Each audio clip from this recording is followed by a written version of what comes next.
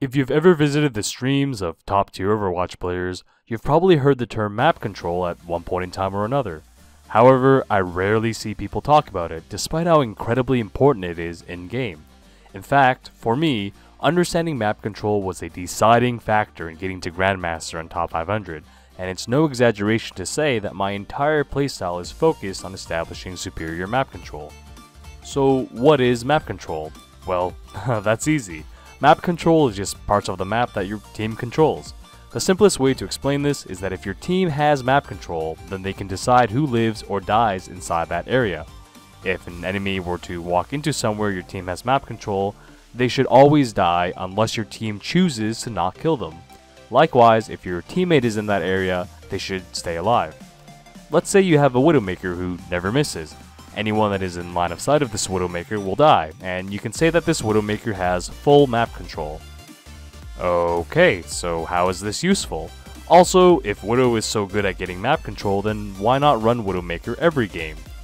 This is where tanks come in. Tanks are the ultimate tools for obtaining map control. If you ask most players what is a tank, they'd most likely reply a hero with a lot of health. But this isn't entirely correct. While tanks do have large health pools, that's not the reason why they're effective as tanks. If you ask a player what is the difference between a main tank and an off tank, they'll probably say main tanks have barriers or shields and off tanks peel for the team.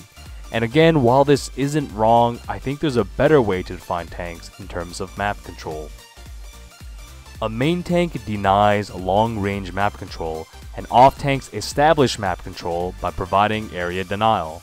Let's go back to the perfect aim Widowmaker. If your Reinhardt just holds his shield down, the Widowmaker loses all map control behind his shield. But a Reinhardt alone isn't enough to get your own team map control because the enemy could just walk past his shield and he can't drop it. This is where the off-tank comes in. The off-tank actually establishes the map control behind the main tank and kills anyone who tries to contest that control. But wait a second, couldn't a DPS do the same thing as an off-tank? Sure, with three differences. First of all, off-tanks have larger health pools which allow for them to remain in an area for longer periods of time.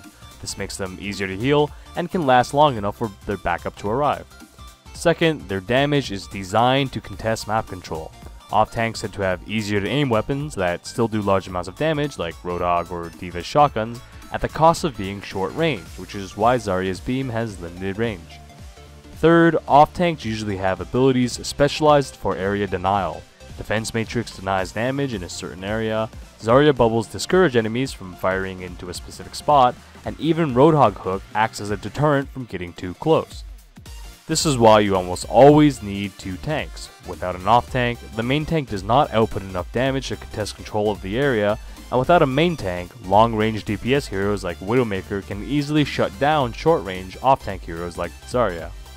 You can see the same concept with dive tanks. Winston jumps in and drops a large bubble shield, which denies long-range damage, and D.Va flies into it to obtain control and either eliminate anyone caught in the bubbles, or use Defense Matrix to deny the enemy from being able to get kills inside of it. Even against an aimbotting Widowmaker, good tank players will have map control advantage. In most games, I can almost guarantee that the team that has more or superior map control wins. In fact, I've won against hackers without even realizing they were aimbotting until I was told about it by pro players later.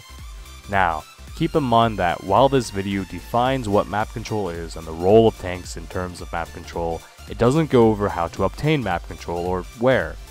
Even so, I hope that this video encourages players to really think about it and play tanks in a way so they're not just acting as bullet sponges or heroes with large health pools, but powerful tools that control the flow of the fight. As always, thanks for watching guys, don't tilt too hard if you're on a loss streak and carry that team.